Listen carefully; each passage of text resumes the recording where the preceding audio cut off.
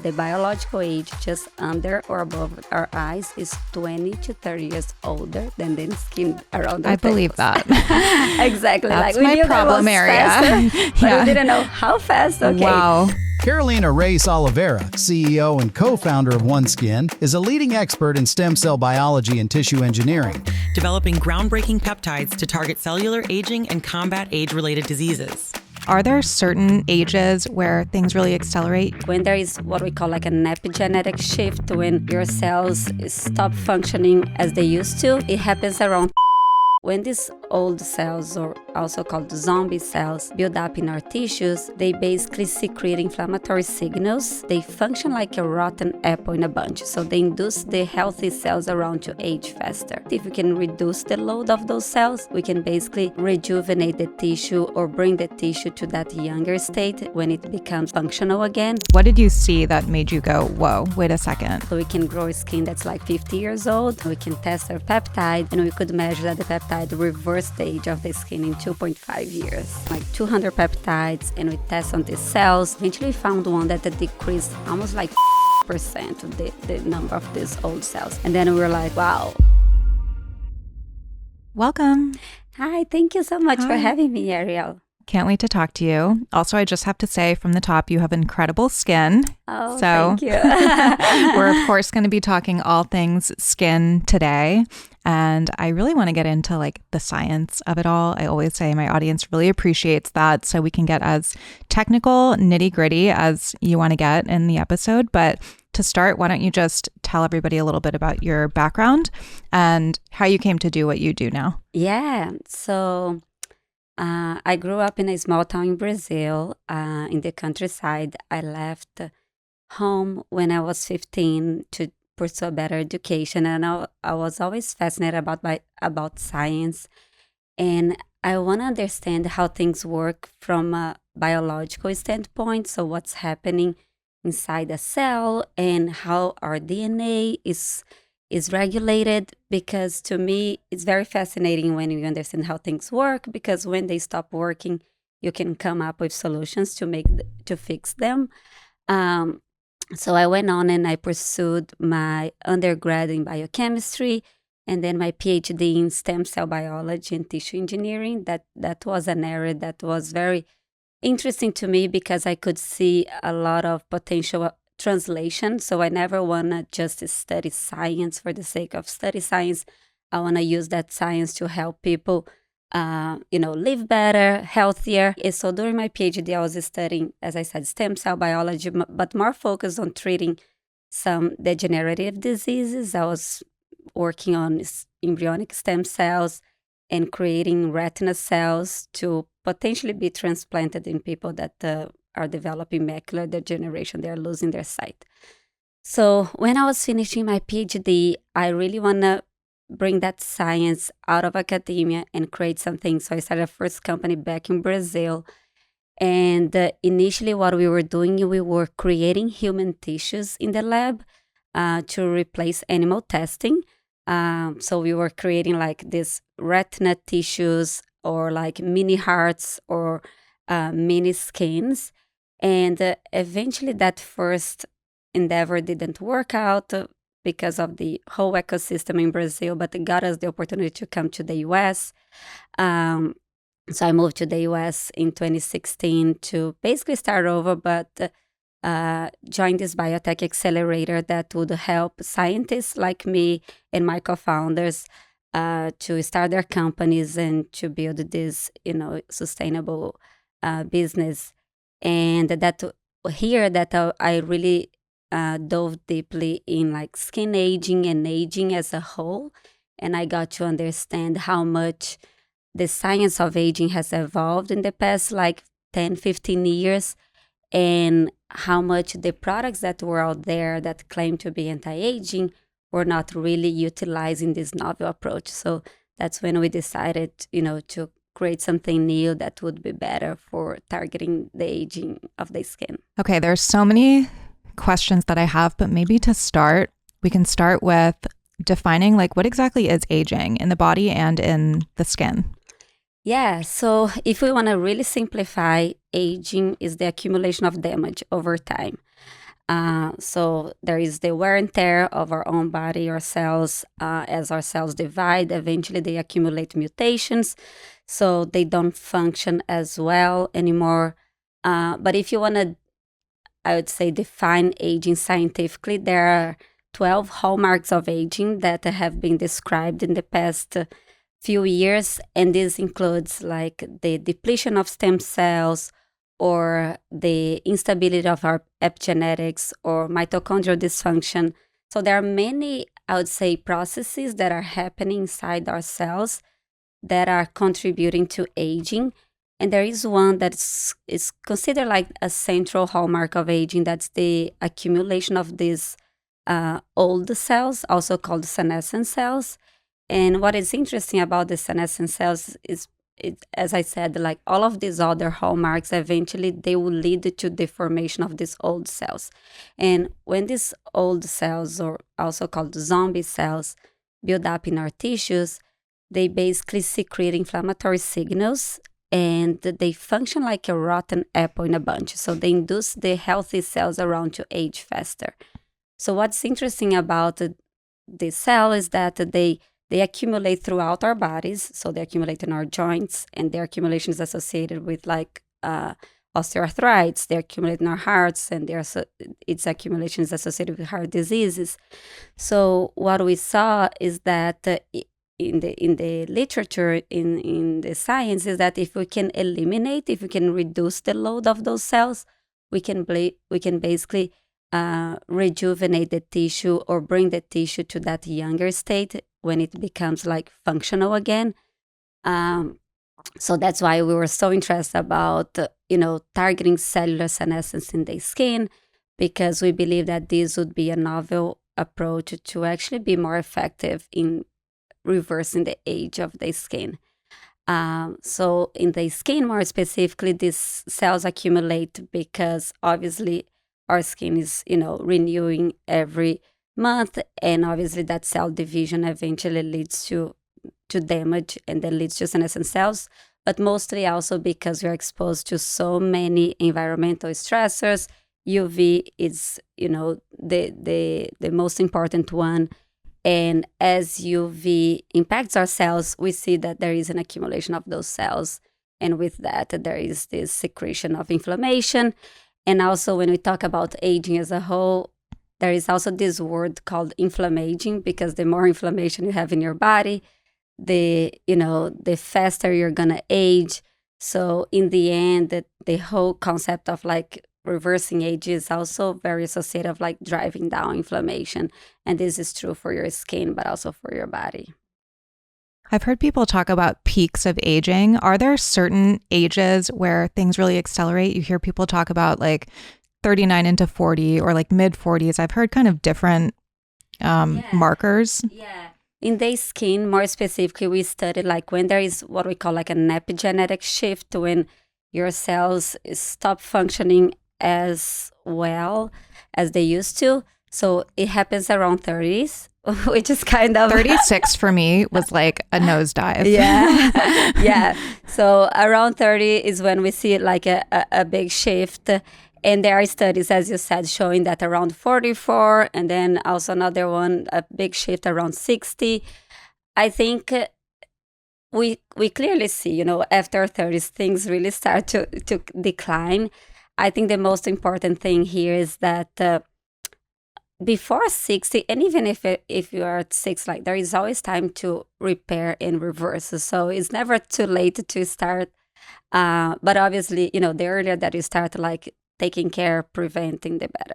I'm just curious, what is your opinion on supplements that help with like internal senescent cells? Because we hear about the senescent cells in our bodies, and I know that there are supplements on the market now that you can take to kind of prune those dead zombie cells away. Yeah, I think it's a super interesting approach, and is actually complementary to treating your skin from the outside. Obviously, you want to treat your body from the inside. And there are many clinical studies showing that some of those natural extracts, they can actually help like depleting senescent cells. So I think it's very interesting. And I think now we are being able to measure better the effect of how, by taking those supplements, how we can improve our health in so many ways. So definitely, I think it's an interesting way to combat aging with supplements, from the inside out. So I know that you guys had 5 years of research, over 900 peptides before you landed on the one hero peptide that we're going to talk a lot about today. But you also looked at what was out there on the market, and you alluded to this in the beginning, and you saw that nothing was actually really treating aging. So can we just talk about some of the myths maybe that are out there and debunk some of those before we then talk about this solution? I think when it comes to anti-aging, what we saw is that most products out there, they were focused on targeting the symptoms of aging. So you see a lot of like retinoids and acids, and it's all about, peeling off the upper layers of your skin so you can grow like a fresher, newer skin, not necessarily a younger skin, but it looks like fresher and newer. So it gives you that anti-aging look. But none of the products were developed like to address those underlying causes of aging. So basically, the idea of treating the symptoms, it works like temporarily, but it's not like really addressing the problem. So I think one of the interesting data that we saw as well is that when we were studying these peptides and we were using some molecules to compare, and as like our positive control or gold standard, we used retinoids or retinoic acid. And what we saw is that the genes associated with aging, temporarily they go up, and also inflammation goes up, which is like the opposite that we would expect. And then that really, made me reflect, because I used to use, retinoids a lot, because first I had acne, and then it was supposed to be anti-aging. So I was constantly like peeling out, and then my skin was dry, and I was like, I'm just getting young, it's all good. When I saw that data, and I thought like, okay, that may not be the best way to actually address aging. But also later on, we realized that this can be basically representing the peak of like the acute phase of retinol. So some people like can the get uglies. it. Yeah, exactly. When your skin is flaking off. And yeah, red. exactly. Yeah. So some people can go over that phase and really, build like a stronger skin again. So those genes can come down. But I think the main message here is that if you overuse, if you're constantly like really driving inflammation and redness, that's like a red flag, or like a sign that you should basically, dial down, and maybe retinol is not for you. So I'm not completely against. I just think it's really important to pair it with like products that will be soothing and that will basically counteract some of those side effects. So yeah, I think in general, like the industry has been pushing a lot of like, exfoliation. And again, everything in moderation is good. But I think we went too far. Like the strongest retinol was the best one. And now I think we are seeing a little bit of a kind of, a reframe of that approach. And the other things that we saw, which was also interesting, is that a lot of the best-selling anti-aging products, because they contain not so safe ingredients, they can cause more damage than good onto your skin. So because we can grow skins in the lab and we can test every product, we can see how a certain product affects the skin. And again, we bought some products that were considered like the best selling, and then we applied to the skin, and the skin started to degenerate. And we need you to name names. I know, so it's hard for me to name. I'll just take a wild guess in my head. But I think again, now we're getting more aware of like the importance of like safe ingredients, and there are a lot of organizations out there that help the consumer to really identify those products that may not be as safe for you. So for OneSkin, for example, we got the seal from the National Eczema Association. There is also another one called Skin Safe Products. So I know that none of them are perfect, but it helps the consumer to try to identify if that product is safe, because the first thing is like I shouldn't be causing more harm to my skin, right? I needed to first like maintain the health of my skin and then deliver benefits.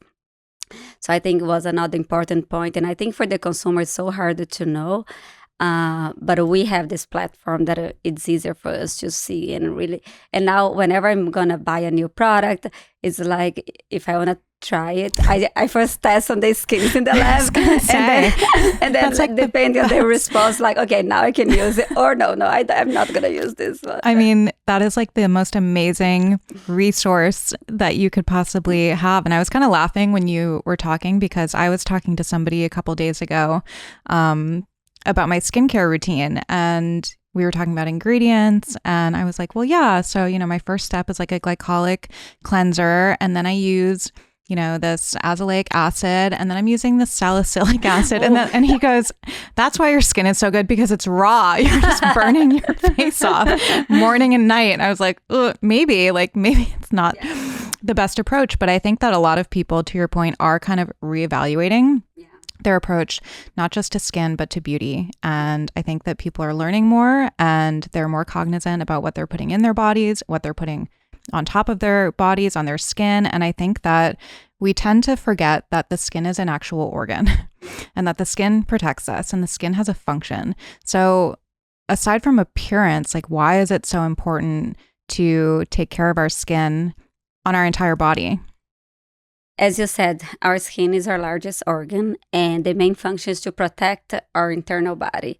So to maintain our skin like functioning well and intact, it's the most important thing to aid to our health, because as our skin ages and the skin barrier weakens, we also see that our skin gets more vulnerable and more exposed to pathogens, infections, and environmental stressors. So you get more pollutants coming in, and that leads to an increase in inflammation in our skin.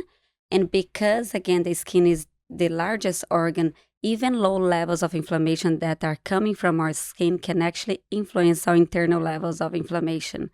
So I think this was another realization that we had as we were studying skin, and like the connection with our overall health is that, yes, obviously we want to look our best, but we also want to make sure that the skin is not a source of inflammation for our internal body. If you want to live, our best, and we should take care of our body as well.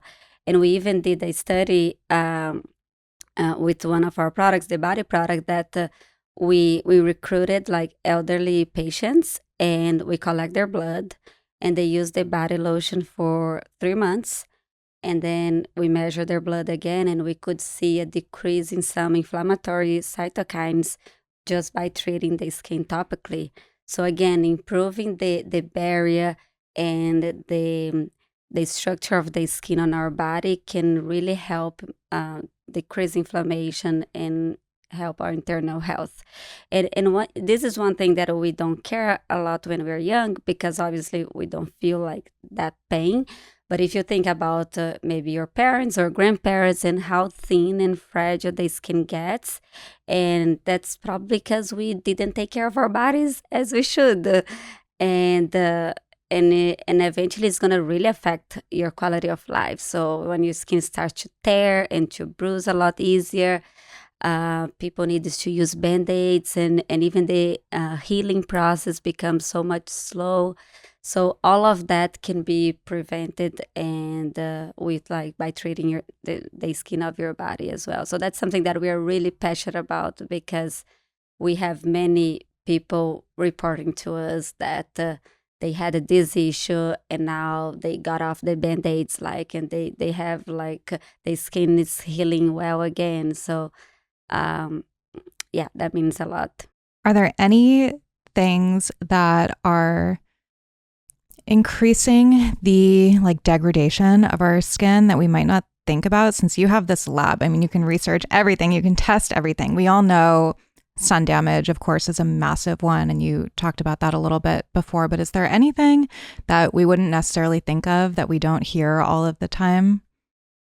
Yeah, I think in the end, it's a combination of the things that we already know. So it's going to be, basically what you're exposed to, things that you are, putting on your skin. So obviously we think about skincare, but also there is makeup and there is other products that you may use, the other lifestyle choices that will impact your skin as well. Okay, so when you guys were researching all of these peptides, how did you land on the peptide that is like your hero in your products? What did you see that made you go, whoa, wait a second? The first thing that we did, we developed this platform that we can replicate the skin aging.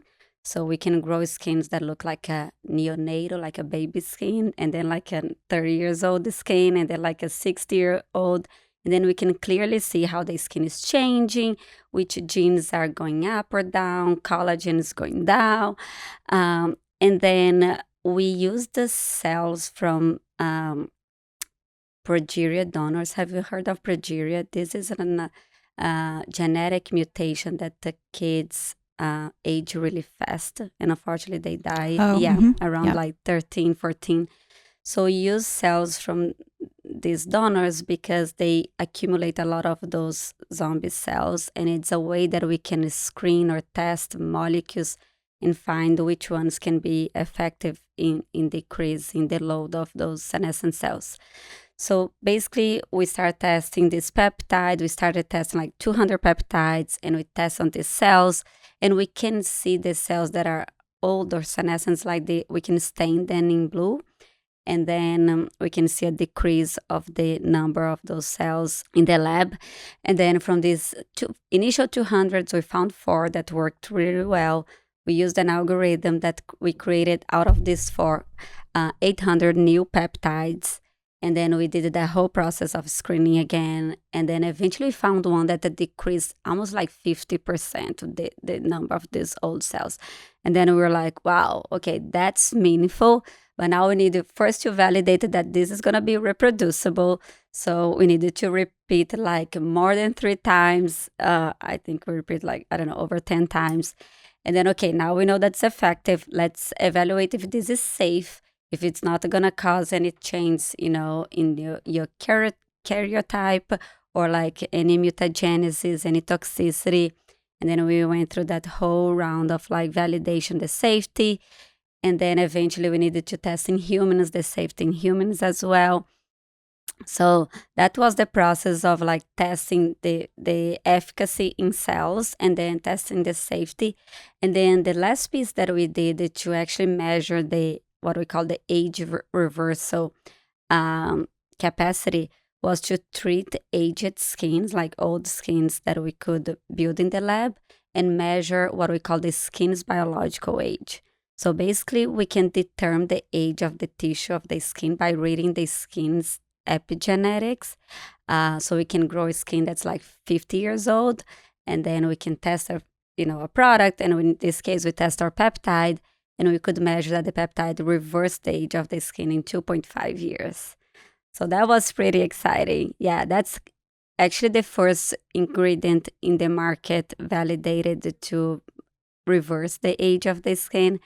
And we published a scientific publication really describing the mechanism of action, and this is validated by other. It's a peer reviewed, so other scientists. So that's when we said, okay, we have something that's really meaningful here. And the best part that it does that without causing any side effects. So it's very gentle. It penetrates like into the dermal layer. That's like the layer that produces collagen, and basically helps like combating those old cells, reduces inflammation, improves DNA repair. And in the end, we see that increases collagen production to similar level that retinol does, but without the side effects. Wow. I'm just curious, the skin that you have in the lab, is it just a thin layer, like a sheath, or does it have all of the layers that we have? So it's kind of a membrane, but it replicates like the epidermis and the dermal layer. Okay. So the main 2 layers. So we can see, for example, the cell renewal process, as when we test with retinol, we can see the upper layers, coming out. We can see increasing the thickness of the dermal layer, so more collagen. So it has some limitations, but at the same time is the best model for us to predict how something will work before testing in humans. So I think the beauty of this model is that we will only bring something to the market once we know that's actually, delivering a lot of benefits, that's safe, and that we understand how it works. Because unfortunately, a lot of products out there, they're just mixing a bunch of ingredients and they pack it and they put in the market. And a lot of times, we tested this in the lab, when you put more actives, it's not the best for you. A lot of times, too many actives is actually gonna overreact, cause an overreaction on your skin. So for us, we have this ability of really testing in-house first and then bringing to consumers. Obviously, we also run clinical studies, but once we know, okay, this is actually delivering, the benefits that we expect. Does anybody else have this kind of technology? Because as you're talking, I'm thinking of all the major skincare brands out there. I mean, the market is so saturated right now, and I'm sure 99, probably more % of them do exactly what you said. There's a lab, they're formulating, they're testing different things together, they try it for a certain amount of time. Oh, this is good. And then, maybe they do studies where they're doing it on people with a control for 2 months, 3 months, something like that. And then it's like, oh, this works.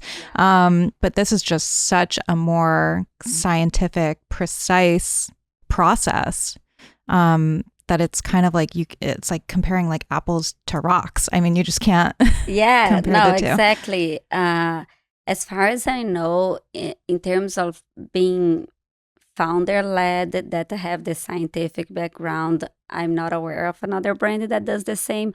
Obviously, L'Oreal invests a lot in research. They also can grow skins in the lab. But I think our main expertise is how we really specialize on skin aging and cellular senescence. So how we can measure this, how we can quantify the age of the skin. We're the first actually to be able to quantify this skin reversal effect, while a lot of people, they claim that, but no one actually quantifies the way that we do. So in terms of being able to generate the data and bring this to consumers and actually explain how it was tested and why it should improve your skin, I think we are the only ones that can have this direct communication. Mainly also because we are on top of the latest research that's happening in academia, because we are scientists, so we are able to translate them faster to consumers. That's our advantage when we compare to other, bigger brands that, actually have research, but they're so slow that any new technology is going to take like 5-10 years. And we actually have seen this happening because right now skin longevity is becoming like a trend. And there are a lot of bigger brands say, oh, we are about skin longevity, but there is no real connection with like the science. And we actually have been talking about this since 2016, and we have all the data showing that, this is actually targeting aging, and this is how it works. But so I think in that sense, there are not many brands that are actually doing the same. It's kind of amazing because I've always said I don't really have many regrets in life, but I was a complete tan-aholic when I was younger. I grew up on the East Coast, early 2000s.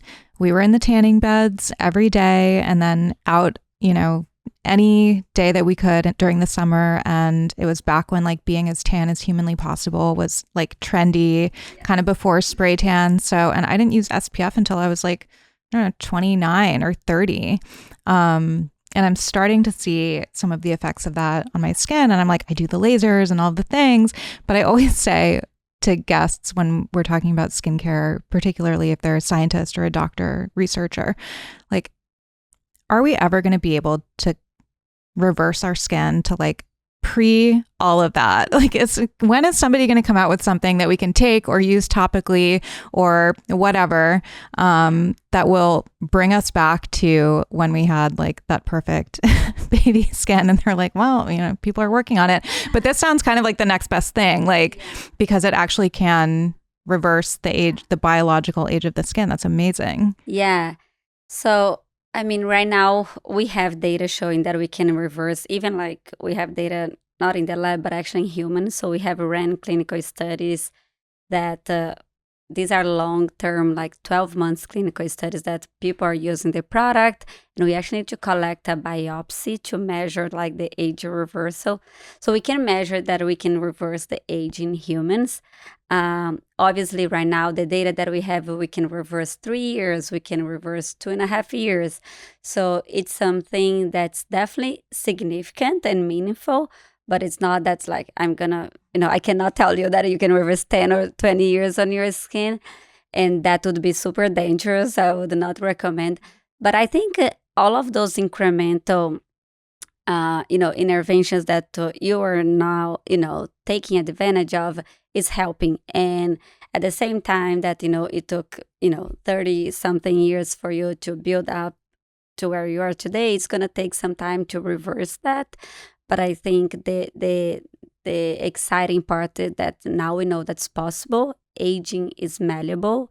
We can reverse it. We've done in the lab with a lot of confidence, and now we are trying to translate this to humans in a way that's safe and that we can deliver these incremental results until technology evolves, that we can deliver, even more significant results. But you're on the right track now. You're doing the things that you should do, of like taking care of your skin and using the supplements and I bet you've seen already like an improvement of your skin. For sure. I mean, when I started, I didn't really see the sun damage coming out until, like I said, around 36. I was like, whoa, what is happening? And I did like a few lasers and, I used sunscreen and like, I'm fine. I kind of got rid of most of that damage that I'd seen accumulating. Now I'm seeing a little bit of like the thinness in some areas. And part of that is probably normal aging. And, I'm not trying to like be a certain age forever, but definitely reverse the damage as much as I can. But I'm curious what you think is going to happen, if you can even answer this, in our lifetime when it comes to aging, both internally and externally. There's so much money, I would imagine, resources going towards this particular area of health and longevity. It's such a popular thing right now. And obviously there's, some outliers. Look at like a Brian Johnson who's doing his own experiments on himself. And then there's like the Dr. David Sinclairs of the world at Harvard. And it really seems like it's kind of the next frontier. And there's so many advances in the field. But I'm curious, like, do you think that aside from increasing our lifespan, which we've been doing in our lifetime in the next, 20, 30, 40 years, are we going to see other major advances? Yeah, so actually our lifespan is decreasing. Oh, it is? Oh, no. I know. Yeah, in the US, I think... Oh, that doesn't surprise me. I know, exactly. So I think we have two problems to fix here. One is actually go back to increase lifespan, but the main one that, the scientific community is interested, it's around extending health span, right? So how many years we live in good health and free of diseases. And I think we are making huge progress. And as you said, there is a lot of resources being put into it in terms of like companies like OneSkin, but other longevity companies targeting these fundamental processes of aging and really being able to quantify. I think that help us to track, because when you can track any intervention, you can definitely understand it, how much that is working for you. And you mentioned Brian Jones. I think obviously he goes to the extreme, but I think eventually he'll be able to share something that is useful for the, the regular person that wants to, they don't want to read all the papers that are out there and do all these studies, and then they can learn a few things here that they can already help them to optimize their health. So I think more and more we're seeing people that are diving to this topic. And honestly, I'm so passionate about and so excited. And that's why I feel that I'm on the right place doing the right thing, because I get to see everything that's going on.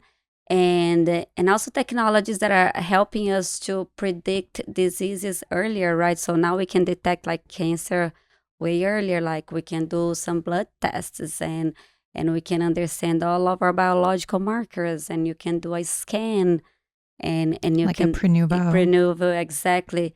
So all of those things, I think they're already helping. Obviously, they are so new that we're gonna take like a few years to see the impact. But the most enthusiastic people in the field, they believe that we are gonna reach what we call like the escape velocity. Have you heard of that? Mm-mm. It's basically because we are aging because we're accumulating more damage that we're able to repair. At the point that we're able to repair at the same rate that we accumulate, or even better, we can, not age anymore. So that's like an Wow. interesting way to think, okay, can we manipulate our biology in a way that we can actually reach that state? And I believe that we'll get there, and it will help us again not to be immortal, but also to prevent diseases and maintain our tissues and organs functioning well for longer. Well, yeah, you said something important, which was health span. Yeah. Because it's like, well, what good is living longer and slowing down that process of, the damage that our bodies are unable to repair if we're kind of falling apart in all the other ways and we can't enjoy it. But okay, I want to get back to skin. So your skin is amazing. I'm assuming that you use OneSkin products. Tell us your routine. Tell us how to best use it. I'm a proponent of a very simple, and that's OneSkin also philosophy, routine.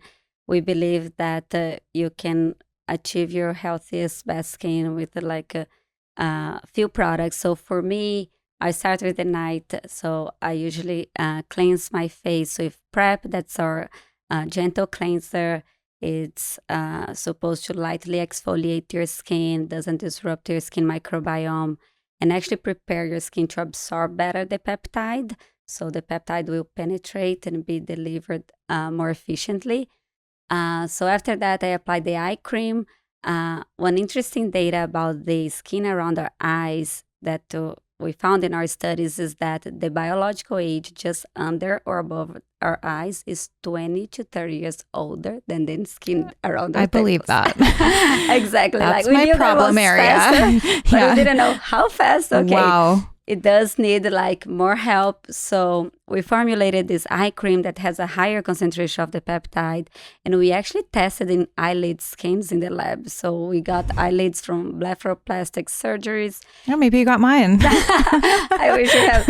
Usually they are a little, older, but anyways. So it's a very delicate skin. And then we formulated this formula that's very powerful, but also gentle to the delicate of skin of our eye. And the clinical studies data from this product is like the strongest one that we saw in terms of like collagen production, and even like giving a little bit of an eye lift, effect. So that's what I do. Prep, eye, and then I come with the main moisturizer, the face moisturizer. That's it for the night. So no actives except for the active in the cleanser that's gently exfoliating, and then the peptide. Yeah, the peptide and the moisturizer and the eye cream, they have a lot of other actives. Got it. So there's niacinamide, there are hyaluronic acid, different molecular weights, one that's going to penetrate and actually induce your own cells to produce more hyaluronic acid, not only sit on top of your skin. There are a lot of antioxidants. So our products, again, they are loaded with other actives in a way that is still beneficial, not too much, but actually help not only, targeting aging, but aiding into these other areas that's important for our skin. And in the morning, I don't cleanse my skin with the Prep again because it's clean from the night before. So I usually, after a shower, I put the body lotion. That's, one of my favorites too. And then I apply the face moisturizer and the sunscreen, and I'm done. Wow. I am jealous of that because my routine is like 12 steps. That's amazing though. Yeah, I do exfoliate like maybe a few times a week. Maybe I will use some AHA or some light exfoliants, but I would say the regular routine is very, very simple.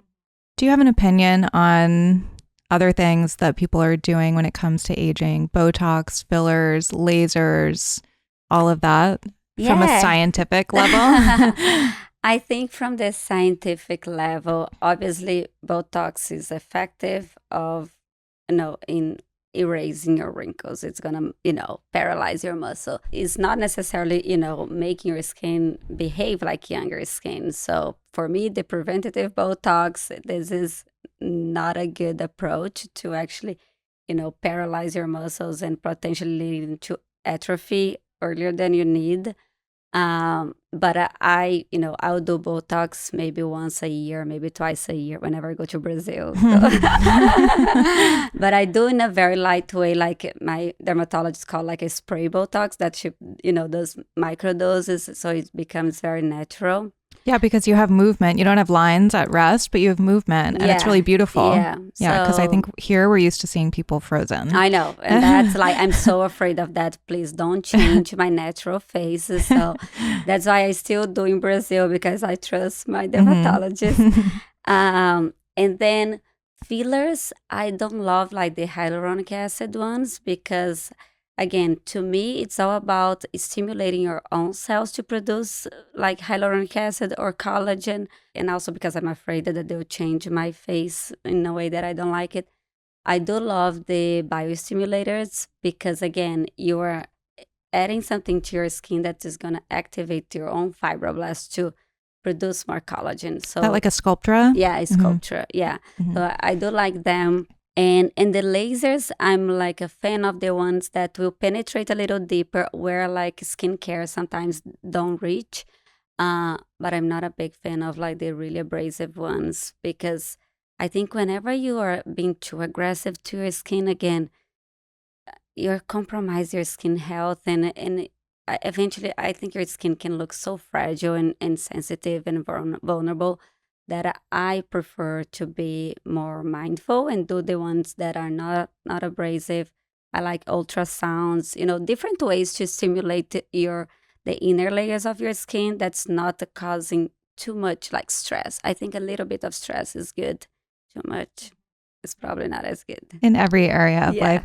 Yeah, and I think a lot of those are kind of dependent on your body's own ability to heal. Yeah, totally. Some people can tolerate more. Yeah. But if you do, again, too much of it, it can be dangerous in the long term.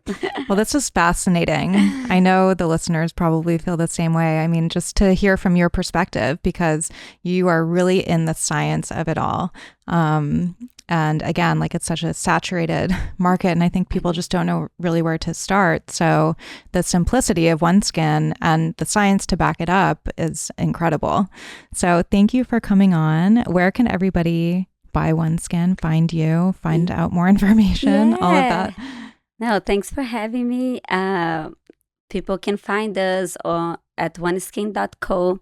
Also follow us on Instagram at oneskin.co and on TikTok. And I do recommend people to subscribe to our newsletters because we share a lot of the data that we generate in the lab. And also you get to know about the new products. We recruit people to be part of like the testing process. So we also share a lot of content around longevity, the latest, discoveries. So we love sharing content about how people can, not only look better, but, feel better as a whole. I'm going to subscribe, and anytime you need a test subject, I volunteer. Send some to you. Yeah. Thank you. Thank you.